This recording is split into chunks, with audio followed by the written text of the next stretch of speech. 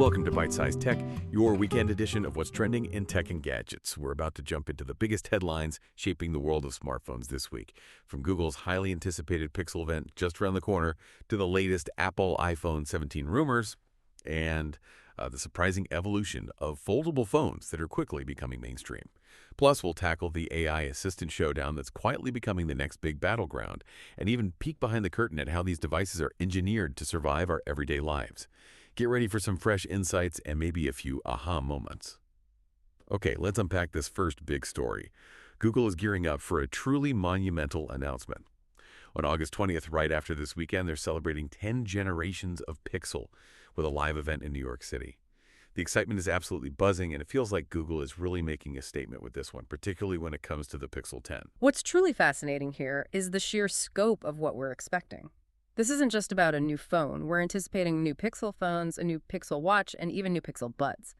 But let's zoom in on the Pixel 10 Pro Fold. Leaks are strongly suggesting a potentially lower price point, perhaps in the $1,500 to $1,600 range. Wow, that's significant. Right. Now, for you, the listener, this isn't just a minor discount. It's a strategic move. It could seriously tempt people who have been on the fence about foldables or even those considering premium slab phones to finally make the switch. Makes sense. It makes it much more accessible. Exactly. It positions Google to capture a significant chunk of the market. It could even compel other premium foldable manufacturers to rethink their pricing strategies. And speaking of the Pixel 10 Pro, the rumor mill is in overdrive about its impressive specifications.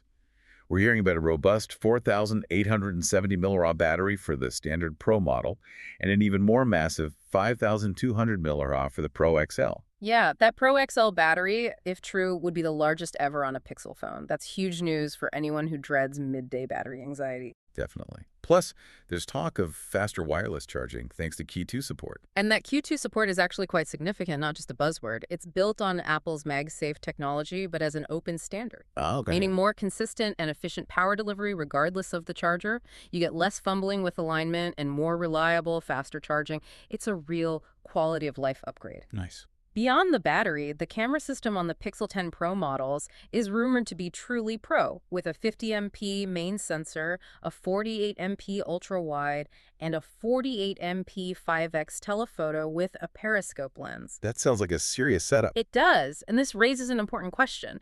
Can Google's Tensor G4 chip, which debuted last August, truly leverage its machine learning capabilities? You know, things like advanced speech recognition, real-time photo unblurring, and incredibly intelligent on-device AI features to truly make these devices stand out. Right, because it's not just about the raw speed with Tensor, is it? Exactly. It's less about raw benchmark numbers because Tensor isn't aiming to beat every chip in pure processing power, and more about how these smart AI-driven features profoundly enhance your daily user experience. Google's focus is on what the chip enables you to do, which is, well, a very different approach than some competitors chasing speed metrics. Interesting. Okay, so from Google's bold strategy with its Pixels, let's turn our attention to how Apple is navigating this intensely competitive landscape with its upcoming iPhone 17 series.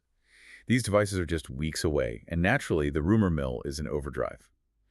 The iPhone 17 Air is supposedly set to be the slimmest iPhone ever, which sounds visually stunning, but some leaked specs are definitely raising eyebrows. Oh, yeah. Like what? For instance, a massive 2,900 mAh battery on the Air base models has people scratching their heads. We've seen comments online like, what am I going to do with all that battery? Or who would even buy a phone with a 2,900 mAh battery in 2025?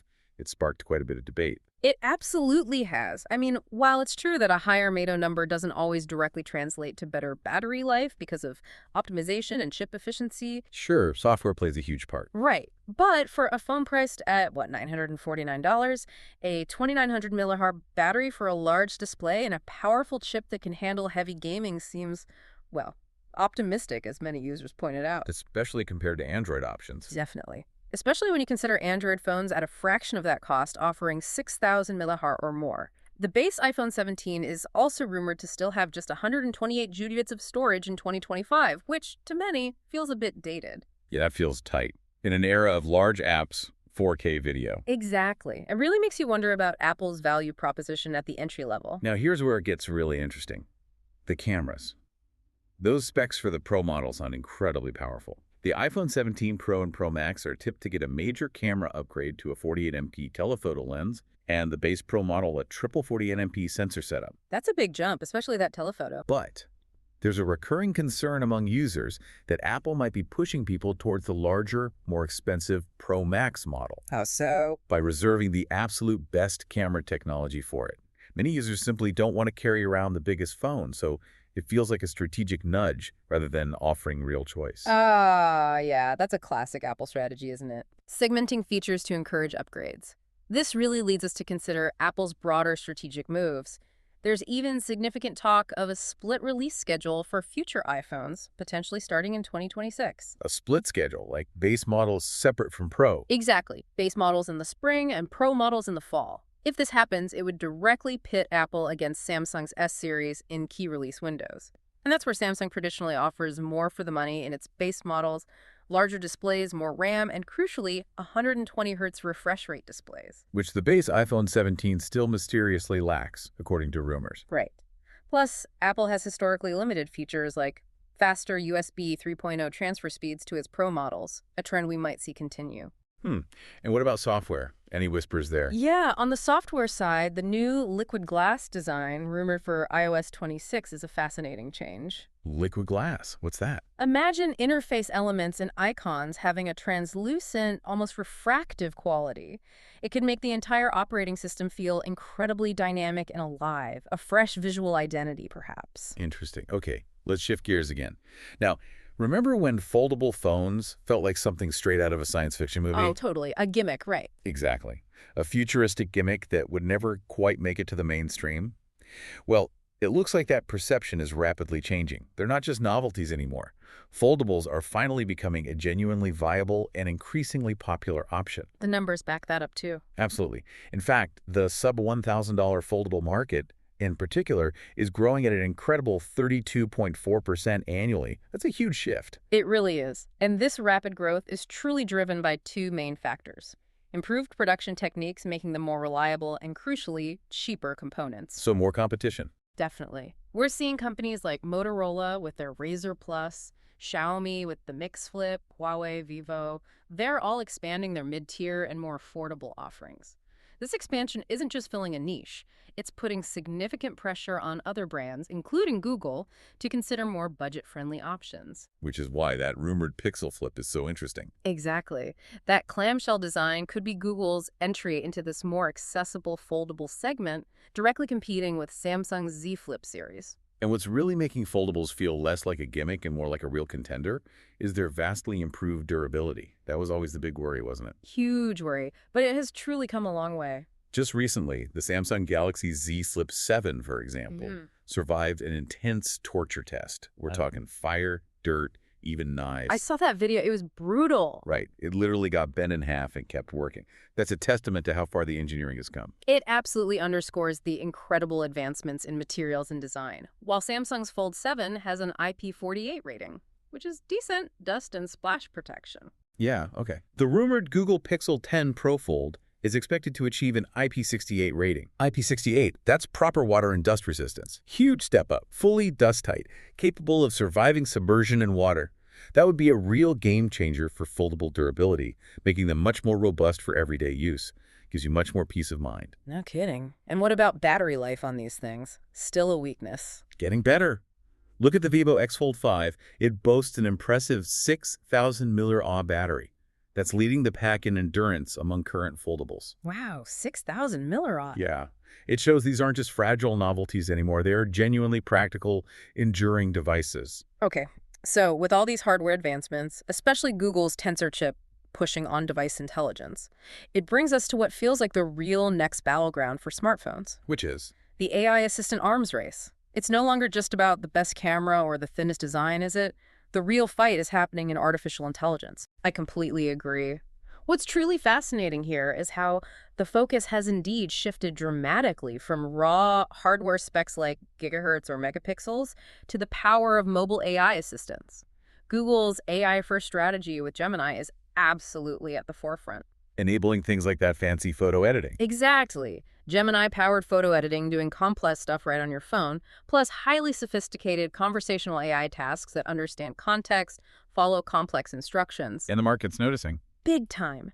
Shipments of generative AI phones are expected to soar by a staggering 364% year over year in 2024. 364%. That's massive. It signals a massive, rapid shift in both consumer demand and what manufacturers are prioritizing. And it's not just Google making big moves here, right?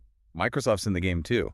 Absolutely. Microsoft is integrating its powerful GPT-5 model trained on Azure into practically everything, from its consumer-facing Microsoft Copilot, which, you can use for free on your PC or phone. Right, I've used that.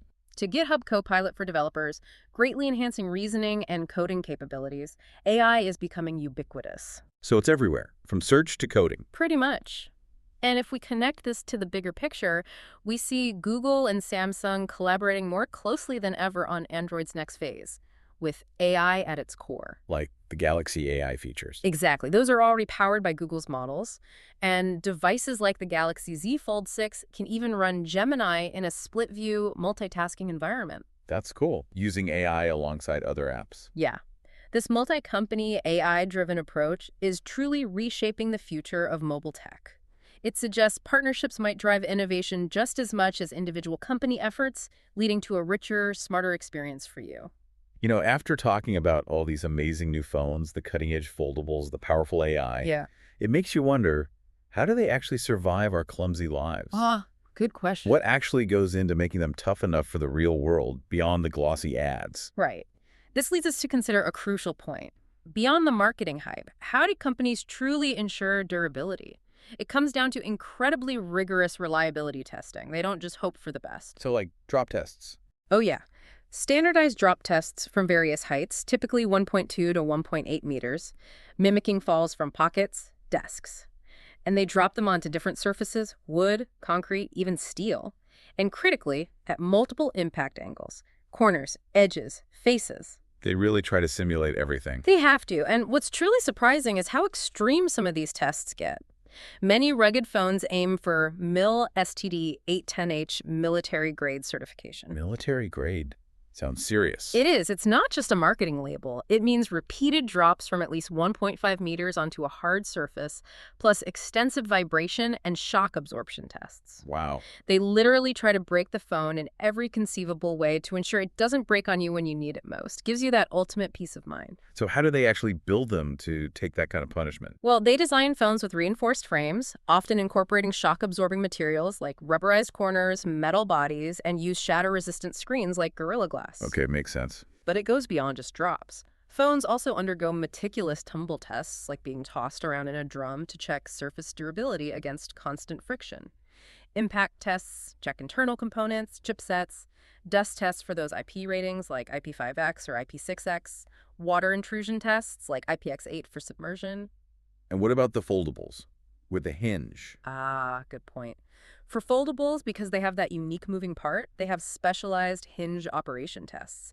They cycle them open and closed thousands upon thousands of times, sometimes 50,000, sometimes up to an incredible 200,000 times. 200,000 folds. Yeah. It's a whole science aimed at ensuring your device can withstand the rigors of daily life and provide you with lasting performance. That's actually really reassuring to know what goes on behind the scenes. Definitely. A lot of engineering effort goes into making sure these expensive gadgets don't fall apart easily. Well, that wraps up our look at the biggest tech buzz this week. From pixel potential to iPhone intrigue, folding futures, AI races, and the science of survival. That's it for this week. If you enjoyed the episode, like, comment, share, and subscribe for more fun tech discussions.